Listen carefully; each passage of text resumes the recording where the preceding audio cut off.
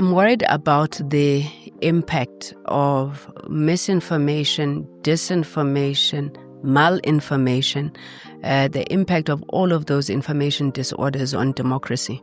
And we've seen that on a number of platforms, including, for example, podcasts like we're here now, where people think that there are no consequences for the things that they say. You can't have kids today who sit as Lalini in Mokopane or wherever, and they cannot have the same opportunities because they can't afford data, or their data is going to expire. They can't afford the devices. If there's anything that we want to be remembered for, the legacy of our portfolio committee is really making a fundamental shift in rural connectivity.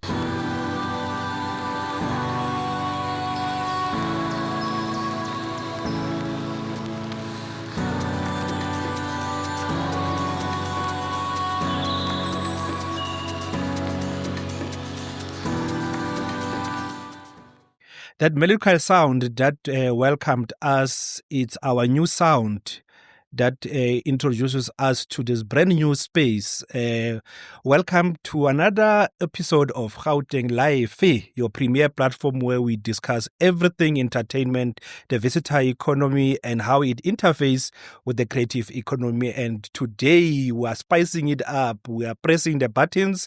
We are bringing digital technologies. And this comes also at the backdrop of us celebrating South Africa's Women's Month. And it can't get bigger than having a pioneer and a champion of women's rights, young women's rights, as we focus on young women in tourism, young women in digital technologies, and young women in the creative space. My guest, my friend, honorable member, and many others. So it becomes a little bit difficult to, put a straight face having you. But Honorable Diko, Khusela Diko, thank you very much for gracing us on this platform. Babaji, thank you so much for that beautiful, beautiful introduction. You said there were many others. I'll take a humbled lady right now to have been invited here. So thank you so much for having us. Yeah, there are many others, including us partying the whole night all in New York at Afropunk, trying to bring bigger events here into Gauteng. And talking about Gauteng, as a young lady, in the Eastern Cape, and there's always been this perception about Gauteng. You remember the naughty Tata Mandela jumping with the brother into that train, and he ended up here. I hope you didn't take that route, but are you able to just shortly take us through that moment when you decided to come to the Golden Province? Yeah. Yeah, I was actually not too far from Tata Mandela's running away. Hey? So I matriculated in Port Elizabeth in the Eastern Cape, and as is norm, when you finish matric, you then start looking for varsities. Gauteng then, as Gauteng is now, was the home to very premier universities that we aspired to go to. Yeah. Now, growing up in areas like Mthatha, the rural areas of Okolweni and Watwa, to us, coming to Johannesburg in particular was really like going to New York. We dreamed that one day you would leave this province of your birth and travel to Gauteng, because that's where your dreams are supposed to come true.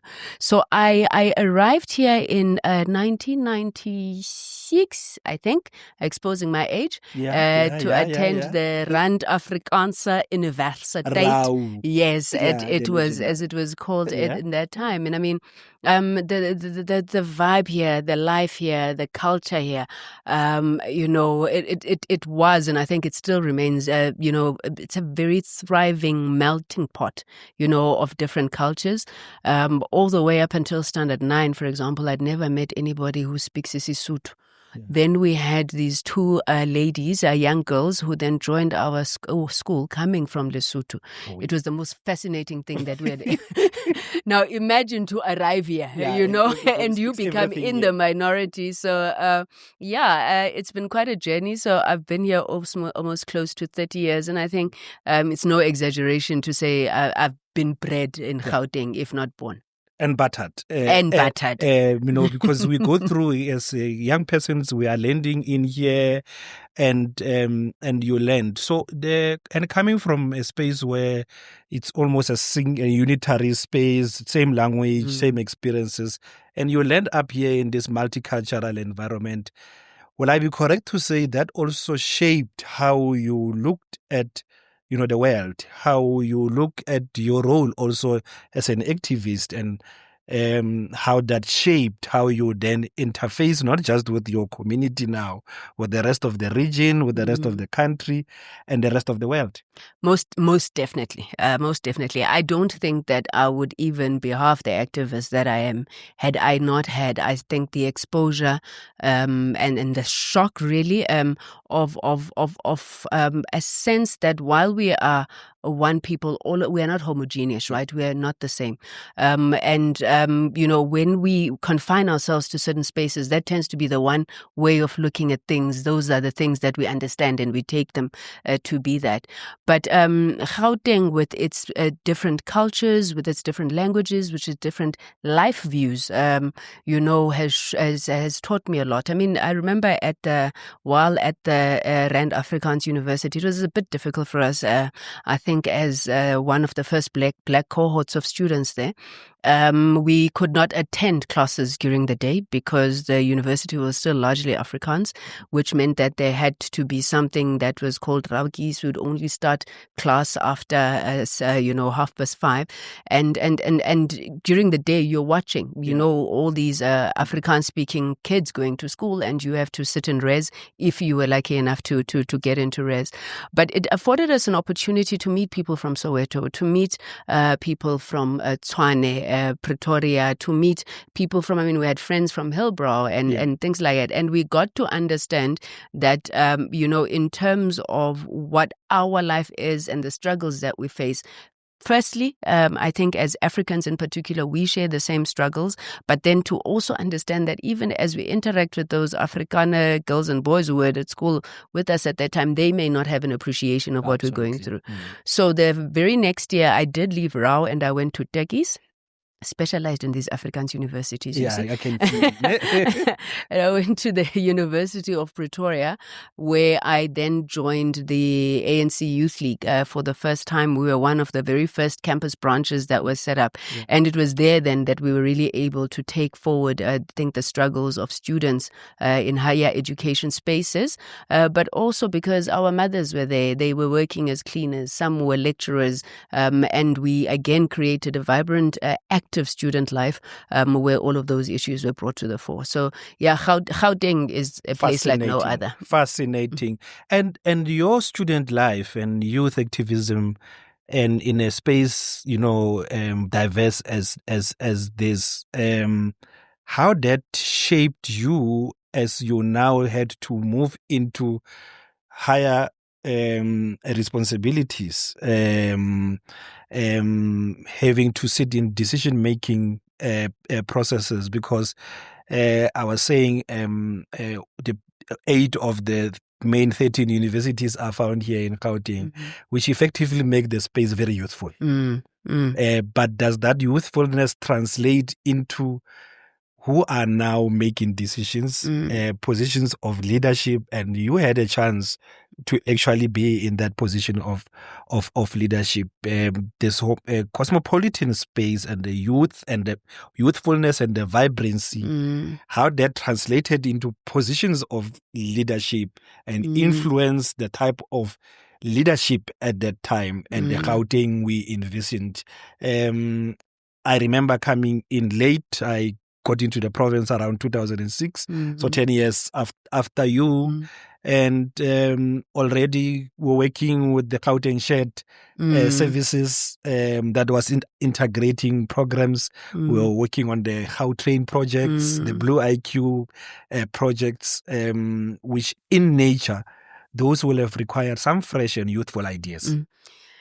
You see, what do I say about Gauteng? You see, Gauteng is It's a place of big ideas, right? It's an area that never rests. There's something always happening. I mean, we used to pride ourselves when I was in the Gauteng provincial government that we were the fourth largest economy in Africa then, not South Africa, Gauteng. Yeah. So we would always say it's South Africa, Nigeria, Egypt, Gauteng, and others, you know. Yeah. But in its bigness as well, it's a place that's unforgiving. And if you are going to sit in Gauteng and rest on your laurels and not be part of making this city region what it is, then I do worry sometimes that people get left behind. When you are in Gauteng, I think that there is a call on every young person, every woman to really play their part.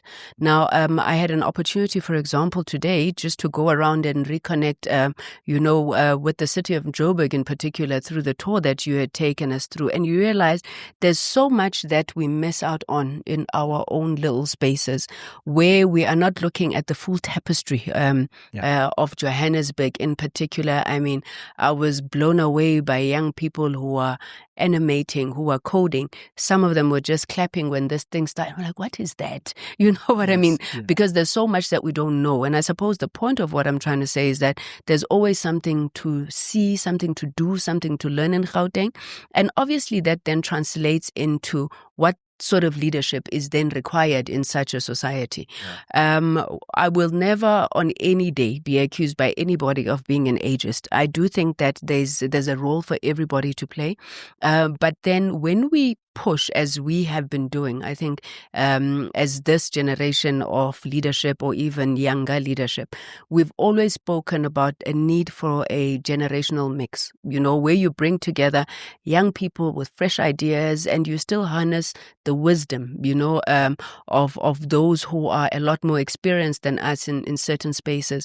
A personal gripe that I have, is when you bring in young people into leadership and then they arrive there and they become part of the furniture. Yeah. And nothing changes. You don't have a sense of any shift. And you ask yourself, but then what is the point of having you there? And I suppose it's these contradictions that we must always talk about, because you cannot always hope that a woman in a position is necessarily going to be feminist in her outlook, in the same way that you cannot take it for granted that young people themselves are necessarily progressive. But that mix is difficult. I mean, you can't lead people that you cannot relate with. It just does not work. So I'm glad that I think that Gauteng over the years, we had one sort of rupture in terms of leadership, but over the years we've maintained a steady flow of the young coming in, the older leaders also retiring gracefully, and I think that that's something that we need to maintain. 100%. And now let's bring it closer to the current responsibilities. And so apart from chairing the portfolio committee and going through the length and breadth of the country, forcing telcons to comply and come to the party, do developmental, before we go there, in this rapid world of misinformation, where nonsense is normalized, where there's breaking news every minute, and just so much information and misinformation that is out there. What makes you not sleep at night, looking at this environment that we find ourselves, and also appreciating that this democratic South Africa is only 31 years old. It has not come out of a youthful age. Baba, I'm worried about the impact of misinformation, disinformation, malinformation, the impact of all of those information disorders on democracy. I think that we have lost the ability to ensure that people have access to information that is reliable, that is factual, that is timely. I mean, just yesterday I was looking at yet something else that is fake news, which is presented as being fact. And I'm worried, and this is something that we have raised with the ministers, in fact, the two ministers, one in the presidency responsible for communication and the Minister of Communications and Digital Technologies, to say that we don't think that government has a solution, or at least that solution is not being implemented quick enough. We have participated, for example, in Parliament on a number of symposia speaking about internet governance. So there's an issue that has to be dealt with in terms of platform accountability. You can't have the likes of your Twitters, your YouTubes, everybody else, Meta, and that's a separate case altogether. But those platforms need to be accountable for what goes onto their platforms. They cannot want to keep an arm's length type of approach to what is going on there. And at this point in time, we are looking at legislation, regulation, some sort of measures that are going to make them accountable. It's not unique to South Africa. Many other jurisdictions do it. But secondly, I'm worried about the extent to which we seem to construe freedom of speech to mean anything goes. Yeah. It can't be that anything goes. We are a law-governed society. Our constitution provides our platform for coexistence.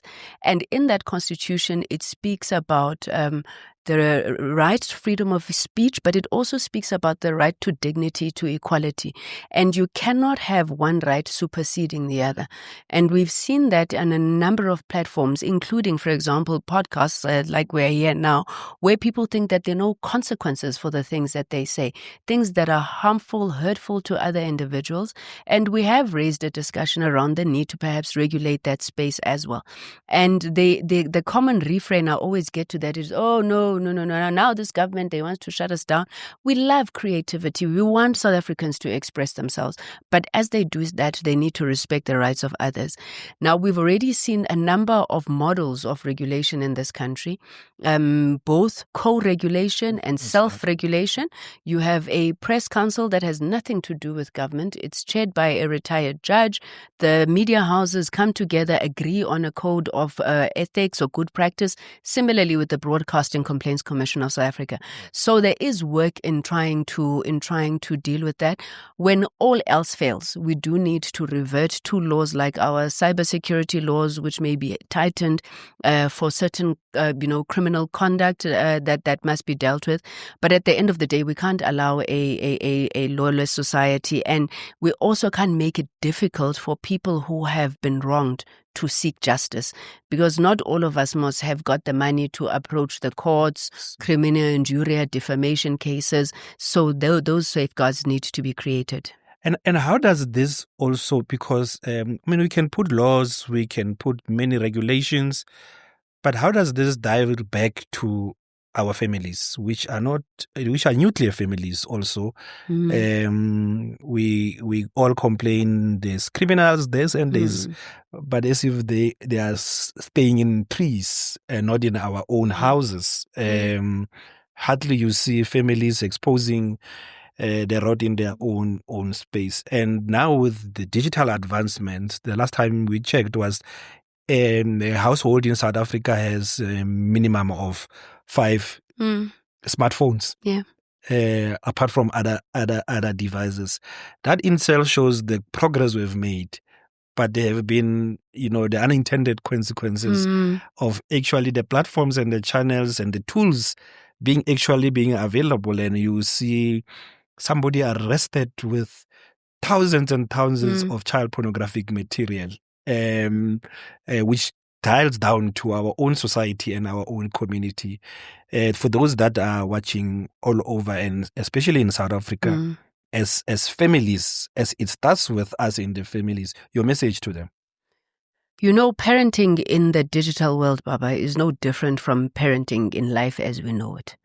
I think that the fact that our children today have access to gadget, unlimited access to the internet, is no different from the first time they were introduced to television, to radio, and any other mediums that were used before. Parents need to continue to be responsible.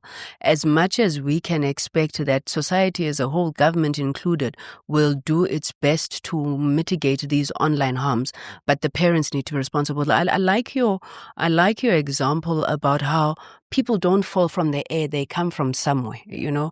One of the things that we used to say, especially in the ANC, when we were grappling with the challenges in the ANC, whether it's morality or this or the other thing, is that unfortunately the ANC and maybe many other organizations are a microcosm of society. They show you what is happening in society. And I mean, not to be defensive, but I remember it was one of our leaders who used to say, but we get them when they are 18. So when they come to us, who was there before? Yes. You know what I mean? In the context of this debate. Yeah. So your schools need to be there. Your religious organizations need to be there. Families, the family structure is very important. I think that, you know, when there's nothing that the rest of society is ever going to get right when the home didn't get right.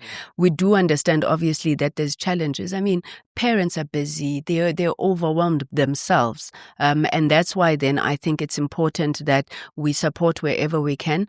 One of the agencies that we have oversight of, it's the Film and Publication Board, which is obviously responsible for it's not censorship, but for regulating classification of content. We have agencies such as NEMISA, which are responsible for digital skills training, which amongst others would speak to these issues of online harms. So it is an all of society approach. And to what extent does this now dovetail to, you know, all the components? While there is so much, and it's a chronic challenge of youth unemployment, the lack of the relevant skills, but to what extent, when you concentrate on that, you ensure that you don't neglect the other component, so that we will have a highly digitalized children and youth population, and the parents are not. And they will then end up showing you what they want you to see.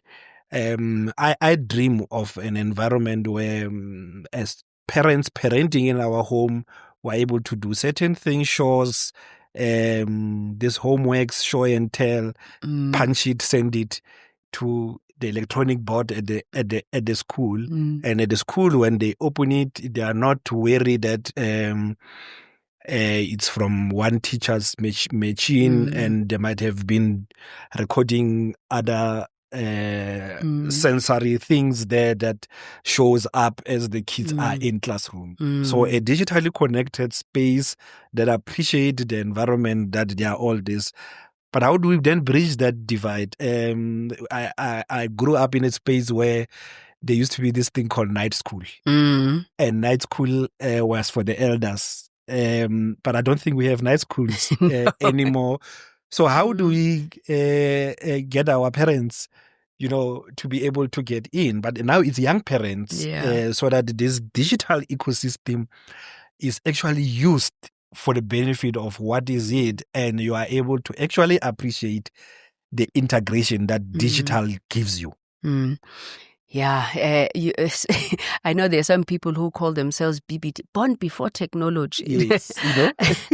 It's not new challenges that we're facing, Baba. If you remember, when you were younger, you used to lie to your parents and say, you are going on a trip of photosynthesis. So kids do that, right? So kids do that. They'll always look for ways, you know, that their world affords them that perhaps their parents didn't. But as we said before, parents do have a responsibility to understand and appreciate what it is that their children are doing on a daily basis. We also maintain that while we call for digital first, it should not be digital only. To ensure that nobody is left behind, whether it is the teachers, whether it's students, or even those who don't have access to technology. And that's a big thing for us in the Portfolio Committee. I think that if there's anything that we want to be remembered for, the legacy of our Portfolio Committee is really making a fundamental shift in rural connectivity in particular. You can't have kids today who sit as Lalini in Mokopane or wherever, and they cannot have the same opportunities because they can't afford data, or their data is going to expire, they can't afford the devices. And that entire value chain, if I can call it, is what is going to make a difference in the country.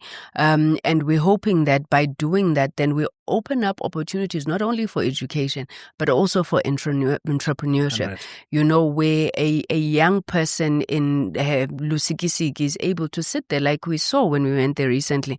You know, they're able to sell their tomatoes erengin, where ordinarily the people who would know that there's a young person selling those tomatoes erengin was somebody who was going there.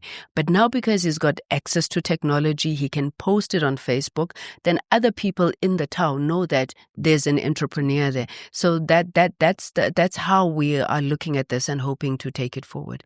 And I guess that the responsibility of the portfolio committee to socialize this and create awareness, and you are better placed to interface with the constituencies that you represent there in Parliament. The activism and the people's activism, and especially young startups that are there, podcasters that are there, creators that are there, your views on how organized they are in making a collective input to platforms like the portfolio committee than individuals who might have their own intentions or been sponsored by somebody else, such that the data issue and expiry of data is not an individual thing, it's a collective thing. If all of a sudden my data have expired and I have electronic textbook, I'm now unable to then start reading. And the ability to have a collective voice from everybody in the value chain, for me, is quite crucial. And how does the portfolio committee provide avenues for such? I think that this is one of the biggest challenges of our democracy. Remember, we said our democracy is representative and is participatory. Now, representative, you'll have people like me, Khusela, that you've elected to represent you in Parliament. All well and good. Across political lines, I think MPs are doing their work in raising the issues that the people raise with them directly. However, in terms of the participatory element of democracy, we're not seeing as much. So I have never, I stand to be corrected, as the chair of the committee, I don't ever remember receiving any submission, from either podcasters, from digital startups, from anybody saying, portfolio committee, help us with this matter, to be fair, I do get letters from individual companies who are struggling with a Goliath of a multinational corporation. They need Parliament to step in, and in those cases, we always do our best. But I don't get that to a large extent, South Africans have understood the role of Parliament beyond lawmaking, ensuring that it's able to hold accountable whoever needs to be held accountable. You mentioned in passing that we had recently called to Parliament the mobile network operators. So we had MTN, Telkom, Rain, Cell C, Liquid Technologies and Vodacom in Parliament. And we were saying to them, listen, the people are saying, Nina, the people have gotten to a point where they think it's normal to say, no, where I'm driving, there's no network. Okay. How can that be when you have licenses that compel you to ensure a certain quality of service? Yes. But what we wanted to do there, going back also to your digital startup question, because I'm passionate about that, but I don't know where to find them. I don't know where these digital startups are supposed to be. There it is, guys. The chair wants you. So, of course, we do. Yeah. We don't know. I mean, I reached out to recently, I think a company called 22 on Sloan, been trying to engage with the Department of Small Business to find out, do we have an ecosystem that supports digital startups? Yeah. We're speaking to the Innovation Hub. We've reached out to the Technology Innovation Agency because we want to be able to hold government accountable, right? Absolutely. And say, okay, so when I graduate, I am now a software developer. Is there a process for me? Can I be taken through something to ultimately end up at the end? And my thing, Baba, is that these startups, they're designed to fail. They're going to fail. And we must give them the opportunity to fail as many times, because by doing that, then they're innovating and they're trying. And that obviously needs money and resources, which is why we're trying to speak to the MNOs and say, no, guys, you're doing great work. Vodacom with your foundation, your ESD programs. But have you guys ever thought about collaborating intentionally right? Absolutely. Because everybody is building this center, doing that. But if there was an intentional agreement amongst yourselves that we're going to put a software developer in every home, then you channel your monies to that. If we're going to ensure that our innovation and incubation system works properly, then we do that, not necessarily just wanting to shine as different companies. But it's work in progress. And as I'm saying, we wish we could hear a lot more from those entities. That's why we bring platforms like this, and I guess from the talk today, you'll have seen the interface between tourism, the visitor economy, arts, the creator space. You went to a music studio, a Flame studio, Alicia Keys design, Vusima Khusela programmed, type of interface. And in the same spirit where you are calling for collaboration by the telcons and everybody, to what extent are the portfolio committees themselves collaborating?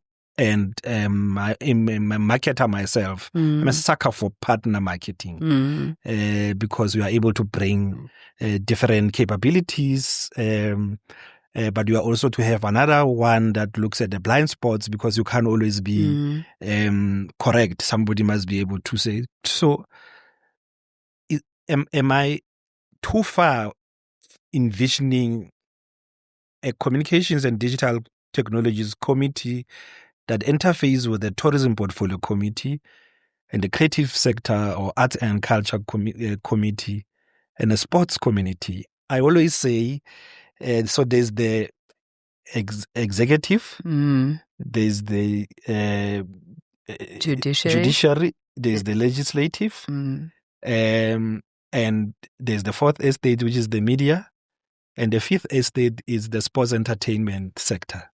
So I call them the fifth estate. The fifth estate, because they influence. We've seen Siya Kolisi getting a deal. We've seen his influence as not just a sports person. Now it interfaces. We've seen emergence of businesses in this specific space. So am I too far when I'm expecting this type of collaboration at a level of portfolio committees, so that when policies and laws are being passed, but as you hold government accountable, it's also done in an integrated manner where we are able to use economics of scales? It should be. It should be. It's not happening as much. I'll be honest, I think until I had interactions with the Gauteng Tourism Authority, I had never consciously thought of the interface between tourism, digital technology, economic development, arts and culture in general. And I think I have come to see it come alive in Gauteng. I mean, we do have instances where we do have collaborations, which are usually driven by Parliament. Our Parliament has adopted a posture of being very activist, very interventionist. So we don't sit and wait for government and say, government will provide. We are lawmakers in our own right. In fact, we have the primary mandate of lawmaking, and where necessary, we will intervene with the necessary laws that the executive, in line with their mandate, must execute. In a different capacity, at the NGO called the African National Congress. Interestingly, in a few days' time, we are holding a workshop. Which workshop is going to cover? It was born out of our Arts and Culture Subcommittee, and looking particularly at the plight of artists when it comes to the two bills around the Performers' Rights Bill as well as the Copyright Amendment Bill. And we said this issue is a trade and industry issue because it deals with issues of intellectual property, but this is our constituency as arts and culture, and therefore we need to stand up for those artists. And then in the capacity as communications and digital technologies chair, I've been asked now to come and speak on the policy of the audio and audiovisual white paper, which is a policy paper that seeks to regulate that industry. So they do collide, and sometimes beautifully so. And I think what we're going to have to do is to take more of an effort to reimagine, Baba, because while the reason why these things are not obvious is because we have not reimagined the sort of society we want to build. I mean, I always argue to the Minister of Communications that, Chief, where are you taking us? Can you tell us? Because we should have a digital technology strategy in this country, which is going to bring in education, health, arts and culture. And therefore, when we can see the entire ecosystem, then it's easy to pick up the linkages. I mean, right now, our focus is at the most basic level around connectivity. We still haven't come to what must overlay it, what sort of apps must we have, how do we do the things that you are doing now? I mean, you're speaking about a totally new, different industry of gaming, which I had never thought about, you know what I mean? So once we've got that strategy right, then we must have the right people around the table to implement it. Absolutely. As we now wrap up, and speaking of the artist and music, so this destination, it's a music, lifestyle, entertainment destination. The conquering sounds of Amapiano are born here. So, your favorite song that you think is a true representation of Gauteng? Chief, that's an easy one. Go, music and lights. You know that song. That's the one. That song does it for me every time. I mean, I know. WHP comes from Northwest, no? Yeah, He comes from Northwest, but the way that he was able to, firstly, just by coming from the Northwest, bring in that cosmopolitan vibe that we were talking about, then celebrating the essence of Gauteng's place that is literally music and life, Gauteng Maboneng, you know. Yeah. For me, that does it every time. Well, music and lights is a place of lights, a place of music, a destination where gold is no longer underneath, but gold is found in the 15.5 million people in this destination. Don't forget to follow us at Visit Gauteng on Twitter, at Visit Gauteng on Instagram, and also on TikToking. We are also available in the digital platform with what's on G Magazine. We are also at I Love Gauteng on Facebook. Don't forget to subscribe. And myself, Barba Gaoganediwe, your champion host. It has been a fascinating and thrilling and empowering episode. Honorable Khusela Diko, thank you very much for gracing our shows, and we wish you and your portfolio committee all the best. And as they say, it starts here in Gauteng when we were able to integrate and pioneer forward. We're hoping Parliament committees will also integrate, and we will be available to share some of the challenges. But once again, thank you very much for gracing the show. Thank you so much for having me.